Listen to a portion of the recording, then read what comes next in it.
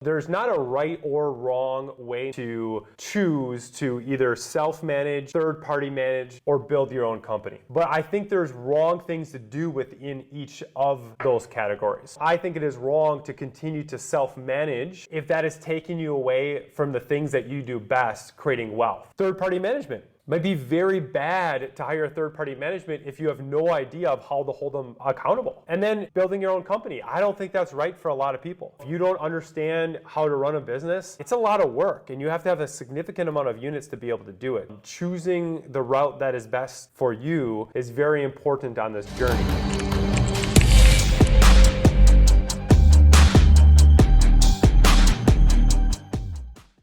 So I know you've had the opportunity to manage your properties a bunch of different ways.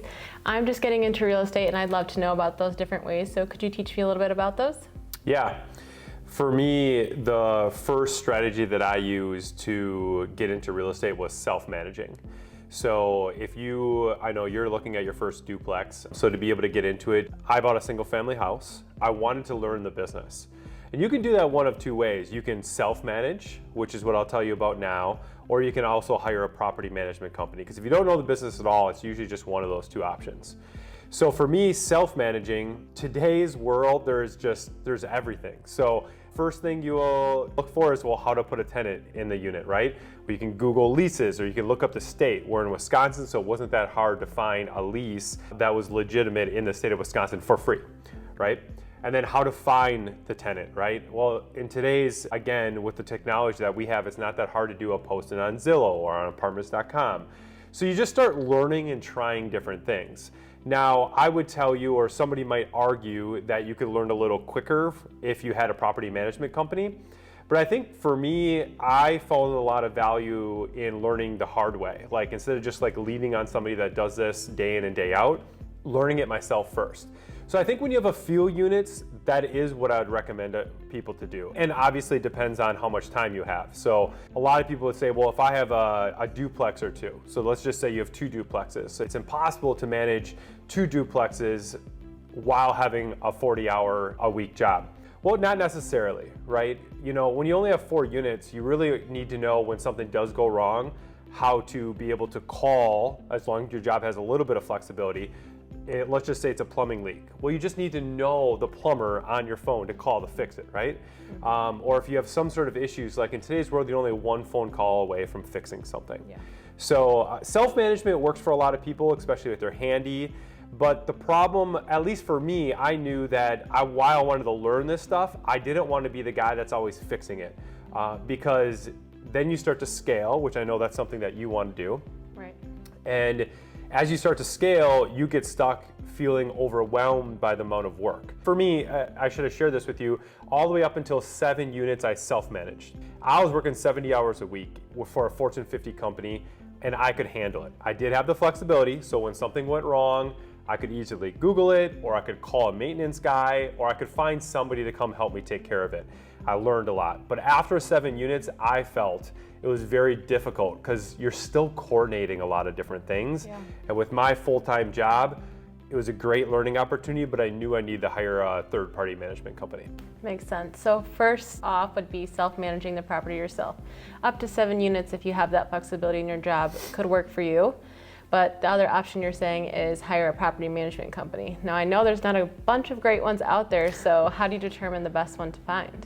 Yeah, I think that's the issue, right? There is not that many property management companies that actually do a great job. But I would tell you that there's equally not as many great investors that do a good job holding the property manager accountable too. So when I looked for a third-party management company, I interviewed a bunch of them, and I looked up on LinkedIn or on Google to see what their overall reviews look like. After I interviewed a few of them, I also talked to some of the investors or the other owners that are currently using them to get their perspective. Like, how are they at communication?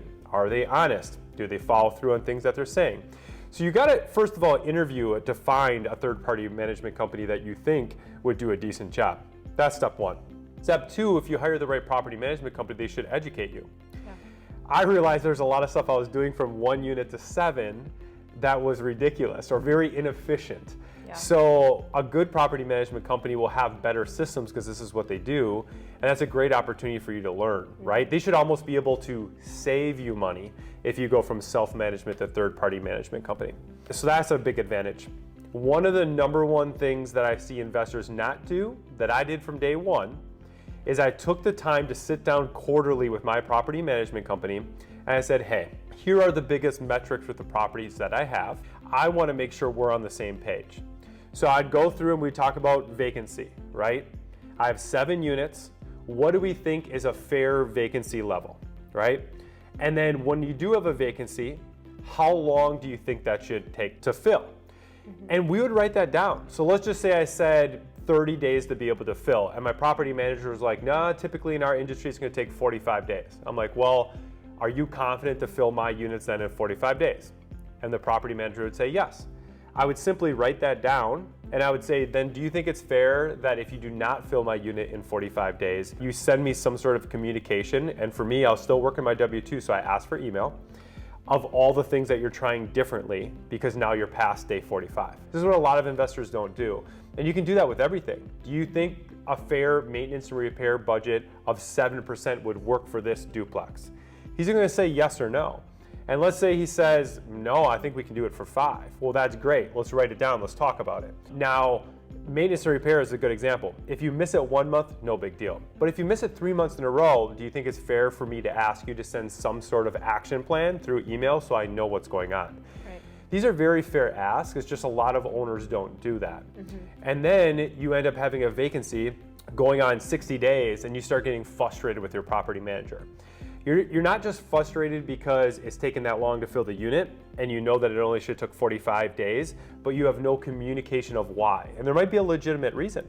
You know, if you missed the maintenance and repair budget of 5% because you had to replace an entire refrigerator, that makes sense. Yeah. And maybe there's the opportunity to be able to make that up. Or maybe they screwed up on the budget for X, Y, or Z reason, and then you can remake that budget. So third-party management company can be great if you set up systems with a property manager or whoever you're communicating with at that property to set benchmarks and communication goals to help drive your property forward. And I did that from 7 units all the way to 252 units.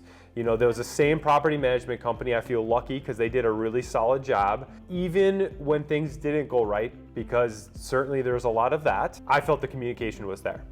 And when the communication wasn't, we would have a level setting conversation. Okay, hey, this didn't go the way we wanted, or we didn't send out the welcome letters at the right time. When you have a third-party management company, how you set it up is everything. And if you noticed, some of the questions I didn't ask is how much you cost. Right. Good property management company is worth the percentage of gross income that you pay them. You never do a flat fee. So for example, a lot of property management companies will charge 7 to 10% of the gross income that they're bringing in. I like that because now we're, you know, if you have a vacancy, you're not making money and I'm not making money, Yeah, makes right? sense. We're aligned.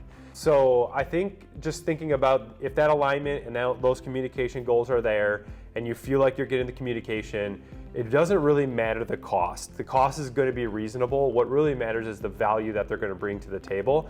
And as you start to grow, you know, having only, like I did, 7 units, honestly, like that's not a lot of units for them to be able to make money. Right. By the end of it, 252 units, I have a little bit more negotiation, right? Now I got the scale. You know, my portfolio, they have one person that can talk to somebody with 250 units. It's a little bit more efficient for them. So now we can probably raise the bar. Maybe now I can negotiate some of the fees and really think about what kind of services they're providing. And I do want to tell you one more thing. Third-party management company, the best ones also provide the construction piece of the business. So I noticed a lot of the properties that I was buying, because I was a smaller investor, needed CapEx. The units need to be rehabbed, roofs need to be put on, foundations need to be fixed. There's a lot of upgrades that need to be done. Yeah. And as a property management company, they should be able to provide that kind of service. And I think the best property management companies are able to negotiate great deals with trusted general contractors or trusted roofers so that you don't have to go bid out 10 different roofing companies to get the best deal, the best price, the best value. Right. So I think that's another big thing you want to look for depending on the kind of properties you're buying. Now, if you're buying an A-class property, you're not going to have CapEx. But if you're buying like me, multi-family value add properties, and I know you want to look for some properties with value add component as well, there's going to be some problems. There's going to be some residents you're going to have to kick out. There's going to be some major rehab that you're going to have to do after maybe an eviction. And if the property management company is great at that, that's a huge competitive advantage. If they're poor at that, you are going to lose a ton of money. Right. So I think, thinking about, you're not just hiring somebody to manage your property, you're hiring somebody probably to manage and reposition that asset that creates value for you. Right, absolutely, that makes perfect sense. So after the 252 units, what was the next step for you? Did you want more control over these properties? Like, how are you able to take this all under your own control and provide the best value to residents?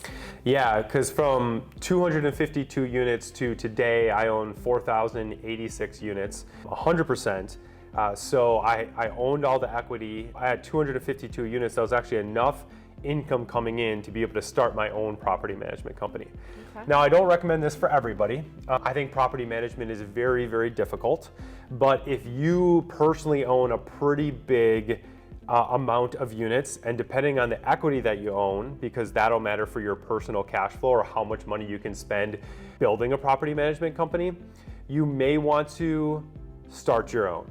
I say that with a caveat because there's plenty of investors that are even bigger than I am that still have third-party management companies, and that's okay.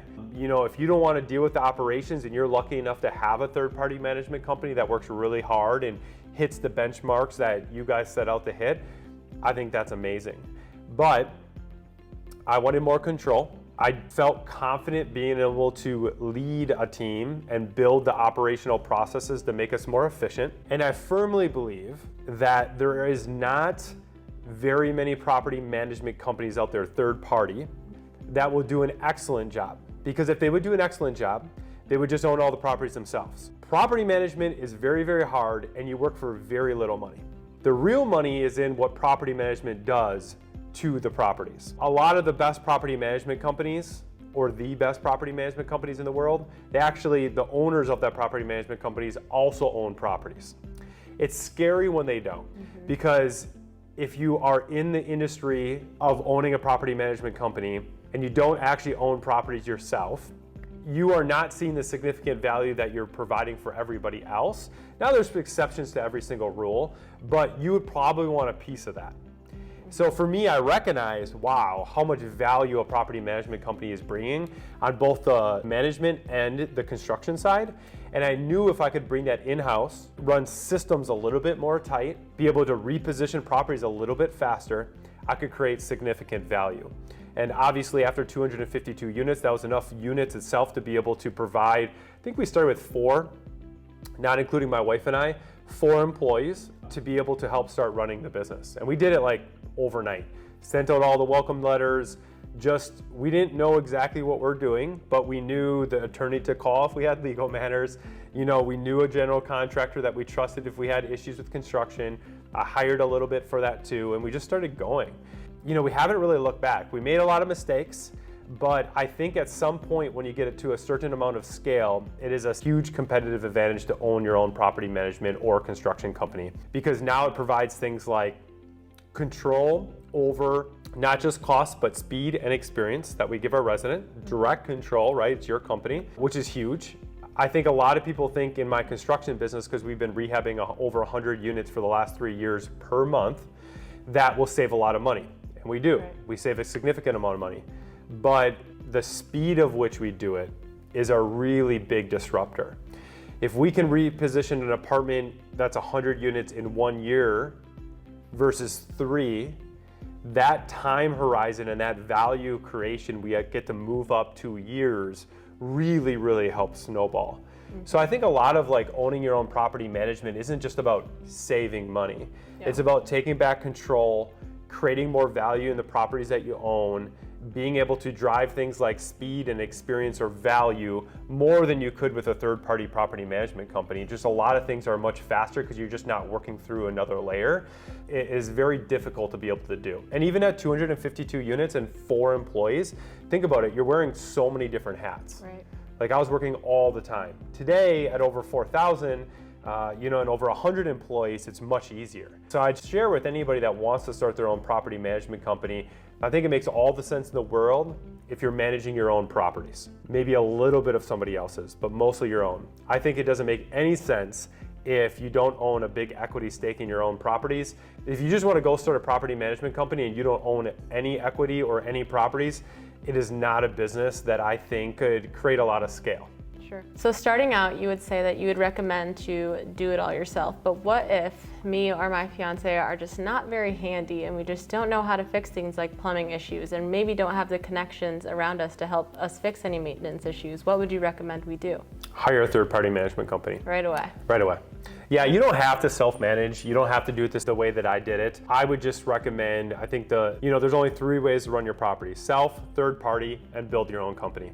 I think most people should probably hire a third-party management company. And then that third-party management company should teach you which way is best. Some just stay in the third-party management. The only thing, though, that I highly recommend to newer investors, most newer investors or people that do syndications even, right, buying a 100-unit apartment, they think that's all I have to do is find a management company. I hand over the property to them and everything's gonna go fine. The stuff that we talked about setting clear expectations, ask for communication when benchmarks are not met, you gotta remember, you will always be the asset manager for your own property. It is not up to the property management company to perform or reposition or create value for your property. That's your responsibility. I think there's a lot of people that say, I don't wanna self-manage, I'll just hire a third-party management company, they'll do everything. Well, they'll do a lot of things for you. You still have to look, hey, here's how I underwrote the deal. Here's the operating income, here's the operating expenses, here's how much CapEx I want to spend on them. And your job is to hold the property management company accountable to hitting those metrics. Got it. So I think as long as you can hold them accountable and you understand what those metrics are, and then the third-party management company follows through, great. If they don't follow through, it's not like you have to go self-manage it. You can fire them and hire a new one. True. So. Yeah. Good point. So I'll close on this. Yazzie asked some good questions today, and I think there's not a right or wrong way necessarily to choose to either self-manage, third-party manage, or build your own company. But I think there's wrong things to do within each of those categories. For example, I think it is wrong to continue to self-manage, right, if that is taking you away from the things that you do best, creating wealth. For example, if you self-manage and you are a plumber, and you're very handy, so as you get a 2, 3, 4, 7, 10 units and you continue to self-manage in a way that you are doing all of the work, well, the dollar per hour and where you're spending your time is going to significantly limit your scale. If you want 10 or 20 units and that is it, and you prefer and you love to fix things, sure, maybe that's what you should do. But ultimately, if your goal is financial freedom and passive income, self-managing by fixing everything is not the way to go. In fact, a lot of properties that I have bought, even bigger ones, 100-unit apartment complexes, there's been one owner who has managed the whole thing, and guess what? He is burnt out, right? So I would say it's fine to do that, but what are you doing within self-management? Are you learning? Are you coordinating the jobs? Are you finding, great general contractors to help you and learning the business? Because those are things that could really help you for a period of your time. Third-party management. Might be very bad to hire a third-party management if you have no idea of how to hold them accountable.